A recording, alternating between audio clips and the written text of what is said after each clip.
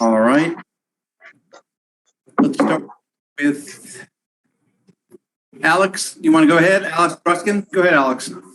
Thank you very much. Congratulations on your win today, Andrey. I'm curious, getting to play someone 2 times in a week span, how difficult is that challenge, and what did you perhaps do differently than you did last weekend in Boston?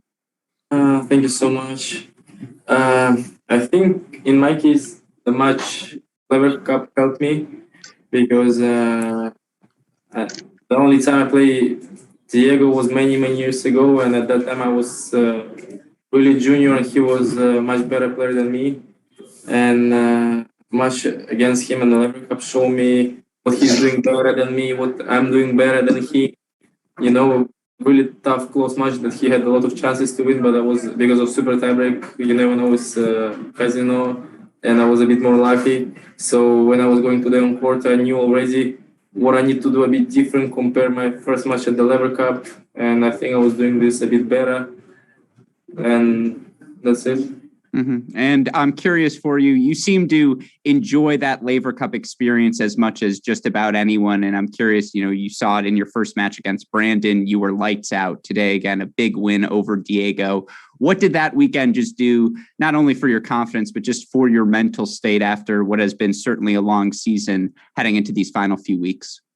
I think actually Lever Cup helped me a lot in to find a bit of confidence after US Open, and because we were playing full, we were playing serious. I was getting tired a lot, and the atmosphere was amazing. Especially, I don't know, in the last 2 years since pandemic start. Even before, before pandemic, when I was not a top player, I was playing on a big stage only with the top players. So the people was going to watch top players, not me.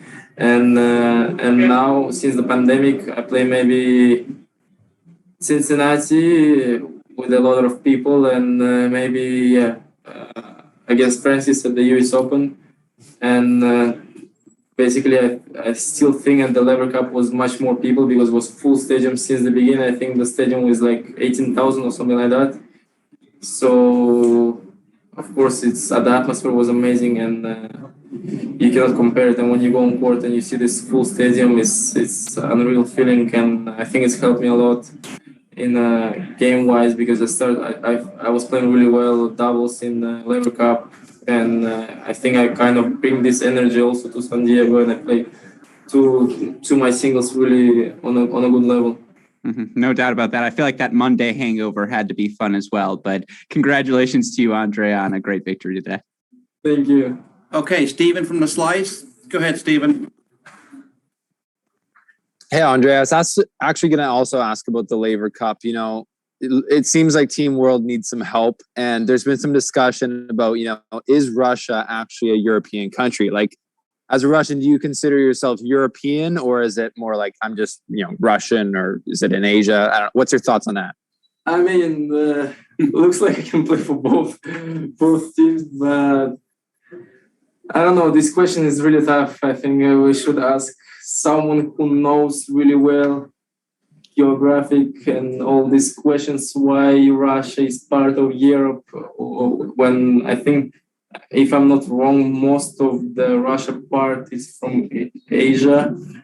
But also answering a bit for a second part, if we take Moscow, because I was born in Moscow and my family is from Moscow, so Moscow is a part of Europe. So basically, I'm European. Yeah, just to follow up on that, makes sense. Maybe I'll ask Medvedev what he thinks. I'm sure he'll have an opinion. He's from Moscow. He was born in Moscow. You need someone who was born somewhere. Karatsev? Yeah, Karatsev. Where was he born? Actually, I don't know. No one knows. But the mountains somewhere. He was born everywhere. Man. Anyways, going into Norrie, playing lefties, does that bother you, or do you have just as much confidence as if they were a right-handed player? No, it's not gonna be my first time that I'm gonna play left-handed, and normally you should face at least once a tournament, or even sometimes happen a couple of times, someone left-handed, and this is normal. It's a part of the sport, so it's not something new. I play already tennis for many years, so this is something normal. We'll see what's gonna happen tomorrow. Like I said, Cameron is in a really great shape now. He's doing his best season so far, so it's gonna be good challenge for both of us. Great. Good luck. Thanks, Stephen. Let's go to Nicholas from Passing Shot. Nicholas, go ahead, please. Thank you. Hi, Andrey. Nicolas from Passing Shot. Congrats on reaching the semifinal. You're playing at a very high level of tennis in the last months. What attributes of your game are you most satisfied with, and which ones would you like to improve? Thank you very much.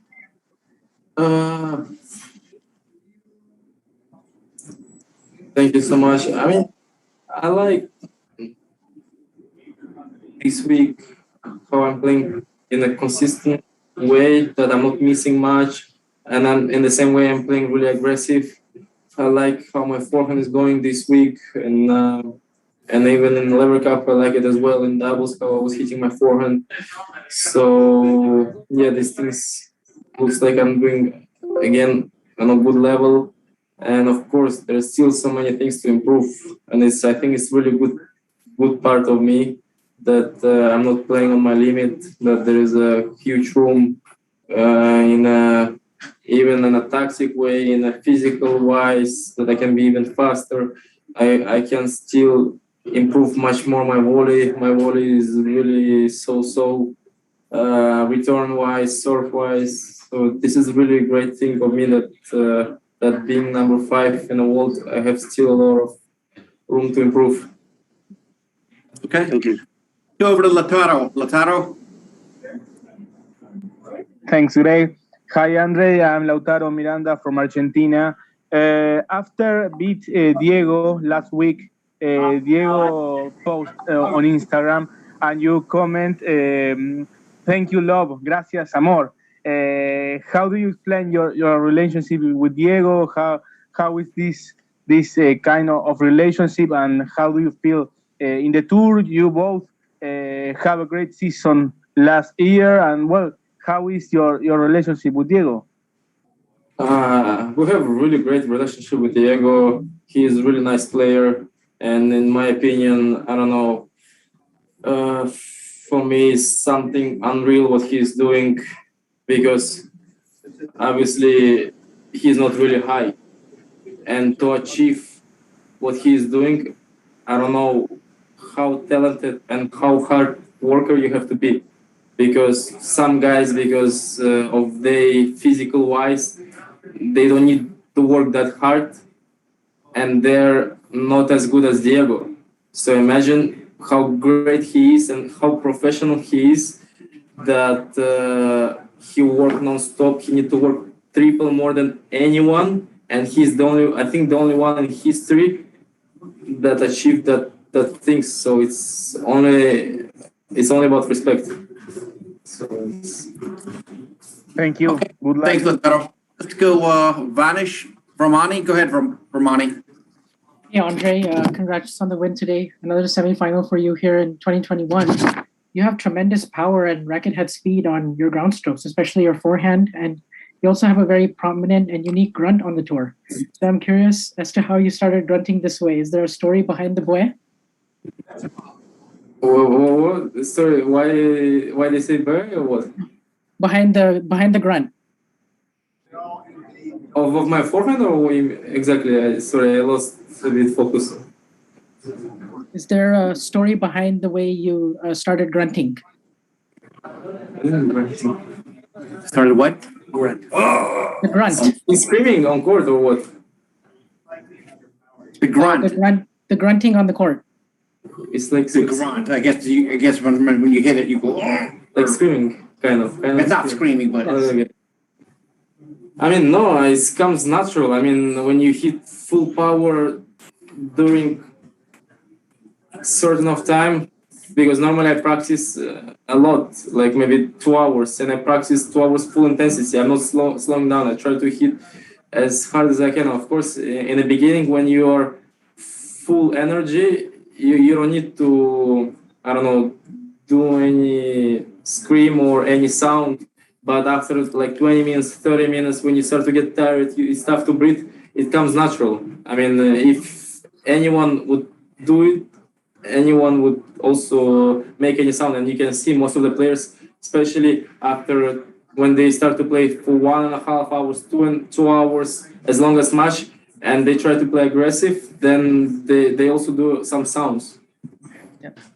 Thank you very much. Good luck for your semifinals. Thank you. Last question, Andrew Samosa. Go ahead, Andrew. Thank you, Greg. Andrey, how are you? Good. Right. Congratulations, man. Andrey, you play all your matches very intense. What do you do recover after each game? Do you have any special routine to recover? I mean, in my case, there is not many secrets. This week, for example, after the match, I do bike for maybe 15 minutes, something like that.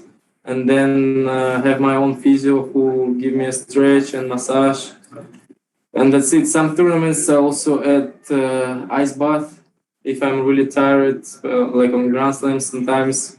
So there is not many, in my case, there's not some secrets that I do something different compare other players to recover faster. So some I recovery drink as well.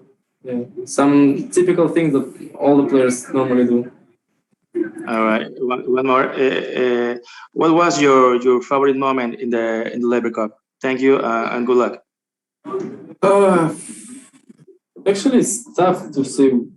Because I think depends in which moment, because all the week was amazing, and the dinners with the guys, the time that we spent together, some official gala dinners, all these things were super nice, and with a lot of fun, and we had a great time. Then when the matches comes, the atmosphere on the stadium, even when you're not playing and you're just supporting, is something unreal to be part of it.